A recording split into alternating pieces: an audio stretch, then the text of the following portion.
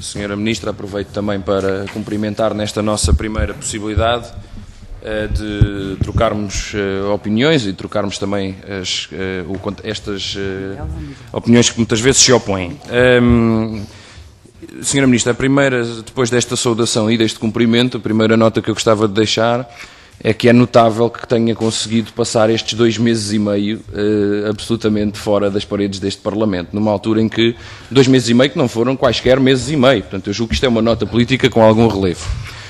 E, em segundo lugar, dizer-lhe que, pese embora as diferenças de estilo que folgamos em verificar, as diferenças políticas, afinal, parecem mesmo tão evidentes quanto as diferenças físicas entre a Luísa e a Teresa dos seus livros. Porque, de facto, e a sua primeira declaração deixou bem clara a sua orientação política para esta legislatura. A sua, quando digo a sua, obviamente refiro-me ao Ministério da Educação e ao Governo. Não estou a pessoalizar, como deve calcular. E quando a Senhora Ministra nos diz, e aliás repetindo tal e qual as palavras da anterior Senhora Ministra da Educação, que o centro, na linguagem do Sr. Deputado Bravenico, o centro de gravidade da política educativa deste Governo vão ser os estudantes, está precisamente a tentar criar a ilusão de que é possível colocar no centro os estudantes, colocando à margem tudo o resto. E essa é uma ilusão para a qual o PCP não quer contribuir. Não é possível criar uma escola pública de qualidade para os estudantes atacando os professores e o pessoal não docente. Lamento, Senhora Ministra, podemos ter visões distintas, mas não é possível continuar a dizer que se coloca os estudantes no centro das atenções do sistema educativo enquanto penalizamos as famílias desregulamentando os seus horários de trabalho e os seus salários, enquanto atacamos os direitos dos funcionários não docentes das escolas. E sobre os docentes, julgo que as anteriores intervenções, inclusivamente até já, ilustraram bastante bem aquela que é a sua situação. Portanto, Senhora Ministra, esta ilusão, esta tentativa de virar contra os outros grupos que intervêm no sistema educativo, tentando fazer crer que está a colocar os estudantes no seu centro, é a principal falácia. E aqui a Senhora Ministra assenta precisamente da mesma forma sobre ela como assentava a sua antecessora. E lamentamos por isso mesmo que se verifique essa continuidade. Passaram os 30 dias da resolução, eu julgo que é estranho que o próprio PSD não tenha focado este assunto. Passaram 30 dias da famosa aprovação do projeto de resolução do PSD, que afinal, como o PCP vinha dizendo, se veio a manifestar claramente o estender da mão ao Governo. Portanto, abriu caminho para que o Governo pudesse ganhar este espaço de manobra e fingir que está a emendar os problemas políticos, quando, na verdade, como também já estamos todos a perceber, está apenas a emendar aspectos meramente administrativos, burocráticos ou, chamemos-lhe técnicos, ou de nomenclatura às vezes, e semântica no plano do Estatuto da Carreira Docente. Porque, Senhora Ministra, deixe-me perguntar-lhe, sobre a prova de ingresso, há avanços? Vai manter a prova de ingresso? Essa é uma questão política, não é uma questão de semântica. Sobre as cotas, aquele princípio que a Senhora Ministra aqui anunciou e sobre o qual até nos manifestamos concordantes de que a igualdade não tem meios termos, pelos vistos para os professores tem. Porque há os que cabem dentro das cotas e há os que não cabem dentro das cotas, por mais que façam, por mais que se esforcem. Não cabem dentro das cotas. Tal como não vão ter acesso às vagas para a progressão na carreira.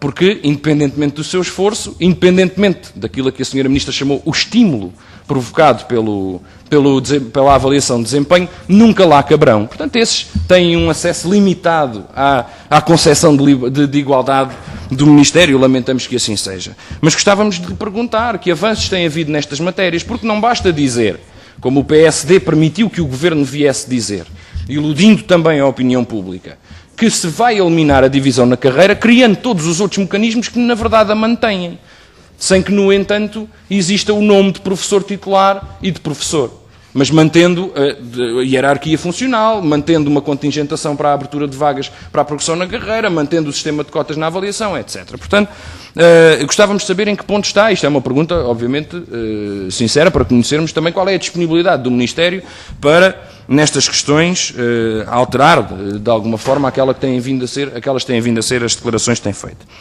Senhora Ministra, é verdade que existem muitos professores contratados que estão a suprir necessidades que foram criadas pontualmente, mas esses não são os que estão há 10, há 15 e há 20 anos no sistema, porque nenhuma gravidez dura 15 ou 20 anos, ou porque nenhum pedido de substituição de um professor dura 15 ou 20 anos. Portanto, é a esses, julgo que posso dizer, é perante esses que esta Comissão, ou pelo menos da parte do Grupo Parlamentar do PCP, também está preocupado, e não sobre aquele que está a suprir uma necessidade pontual, obviamente, que não é, como a Sra. Ministra bem sabe, sequer a fatia mais representativa. Portanto, estamos a falar, no quadro dos professores contratados, a fatia mais representativa não é a que supre necessidades pontuais.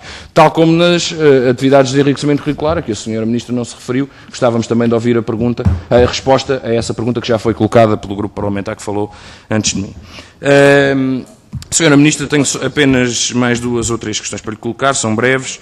Sobre a Lei de Bases do Sistema Educativo, diz o programa deste Governo, a determinada altura, que não pretende intervir sobre essa matéria e que, aliás, pretende preservar a Lei de Bases do Sistema Educativo. E, no entanto, temos já a marchar uma proposta de lei de alteração à Lei de Bases do Sistema Educativo, que já está no Conselho Nacional de Educação, e, portanto, Sra. Ministra, também gostávamos de saber como é que reagirá o Ministério da Educação, embora seja uma alteração no que diz respeito, essencialmente, ao ensino superior e à consideração dos cursos de especialização tecnológica, alterarão o edifício legislativo da Lei de Bases do Sistema Educativo. Gostávamos de saber também como é que concilia isto com esse compromisso. Não, eu julgo Sr. Presidente, se me permite, eu julgo que deve ser pacífico, que vamos todos usar da mesma benevolência na gestão dos trabalhos do que os outros grupos parlamentares já tem 1 minuto e meio. Sr. Presidente, eu contabilizei bem o tempo, e o Sr. Presidente também sabe bem ao que me refiro. E, portanto, peço-lhe exatamente a mesma benevolência. Deputado, termino continuar com esse tipo de documentário, eu tiro a palavra mesmo. Portanto, eu falo, já tenho 1 minuto e meio a mais do que eu tenho permitido. Qual tipo de comentário, Sr. Presidente? Eu tive a mesma complacência que tive com os outros, por também não exageramos. Mas que tipo de comentário? Já agora. Sr. Deputado, tem palavra. Sra. Ministra, apenas para lhe perguntar, mesmo para terminar, sobre a avaliação que diz que vai levar a cabo do regime de ensino especial, nomeadamente aquele que decorre do 3 de 2008. A questão que lhe perguntamos é se está disponível para já partir da necessidade urgente de alterar aquele que vem a ser o conceito alterado pelo 3 de 2008 das necessidades educativas especiais e alargá-lo àquilo que anteriormente estava consignado. E já agora, mesmo para terminar, qual é a resposta à questão que foi colocada sobre a Direção Regional de Educação do Centro, porque também temos toda a curiosidade em saber, aliás, dirigimos uma pergunta por escrito que ainda não foi respondida. Obrigado.